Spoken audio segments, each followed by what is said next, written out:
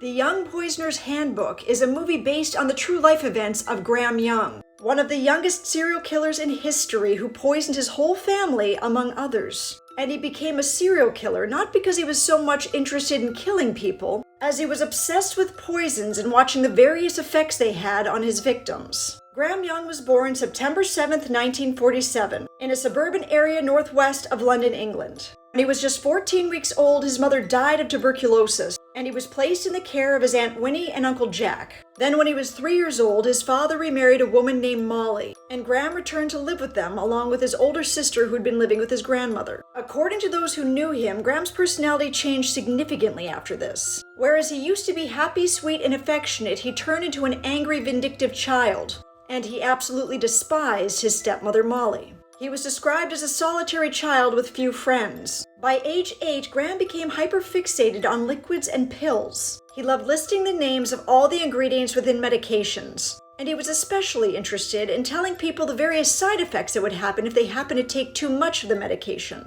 His father bought him a chemistry set to encourage what he viewed as a harmless hobby, and Graham began checking out various library books on chemistry. His extreme fixation soon gave him an education comparable to a postgraduate level. By age 9, Graham developed an all-consuming obsession with death, murder, and true crime. He idolized William Palmer, a notorious poisoner who used antimony to make his family's deaths look like accidents. He also developed an adoration of a certain German dictator who shall remain nameless, but who infamously wore a Charlie Chaplin-style mustache. And Graham would strut around wearing a particular symbol connected to this dictator on his arm. He was also obsessed with the occult, and by age 10 took a cat and sacrificed it live in front of neighborhood kids. Over the years, his obsession with the act of poisoning grew, and by 13 he decided to try out his first poison of choice, antimony, on a real person. With a fake ID, Graham convinced 2 local fully trained chemists that he was 17 and a college student, in need of certain poisons to better understand his research. He started off by poisoning his only school friend, Christopher Williams. They would swap sandwiches from time to time, and no one could figure out what made him sick. But his research was stifled due to his inability to monitor his friend's symptoms who was away at home sick.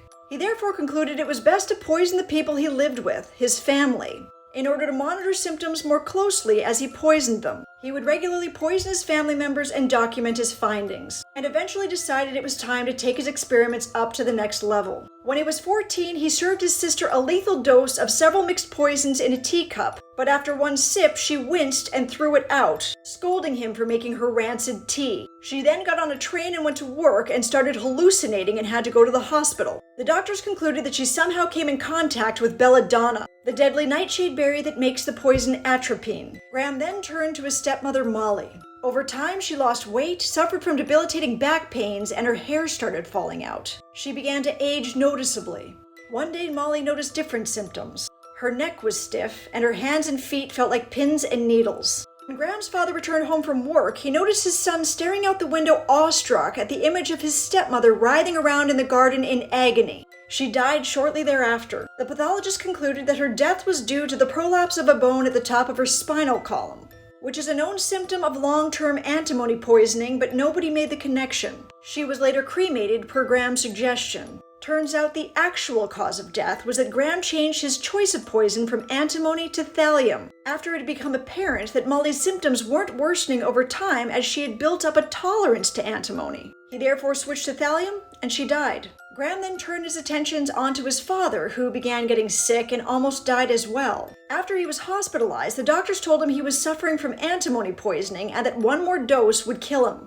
Fred Young then began to put 2 and 2 together and asked his daughter to ensure that Graham would not be visiting him at the hospital. But it wasn't until Graham's chemistry teacher, Jeffrey Hughes, became suspicious of Graham and searched his desk, where he discovered bottles of poisons, drawings of murdered people, and essays about famous poisoners. He contacted authorities. Graham was then brought in for what he thought was a career interview, but in reality was a police psychiatrist who persuaded him to talk at length about his fascinations with poisons and toxicology. The psychiatrist was soon horrified, as Graham was all too eager to share what he loved about poisons. This eventually led him to being confronted, at which point Graham broke down and confessed to everything. "The desire to poison people grew on me like a drug habit," he said. So at 14 years of age, he was convicted of poisoning his father, his sister, and his friend Williams at school. Authorities stated there was insufficient evidence that he was responsible for the death of his stepmother. The judge concluded there was a lack of moral sense at the heart of his personality. He was sentenced to 15 years in Broadmoor Maximum Security Hospital and was instructed to not be released unless given permission by the Home Secretary. He was Broadmoor's youngest inmate. Graham's poisoning rampage did not stop here, unfortunately, and he was only getting started with his killing spree. Check out part 2 to see what he did next.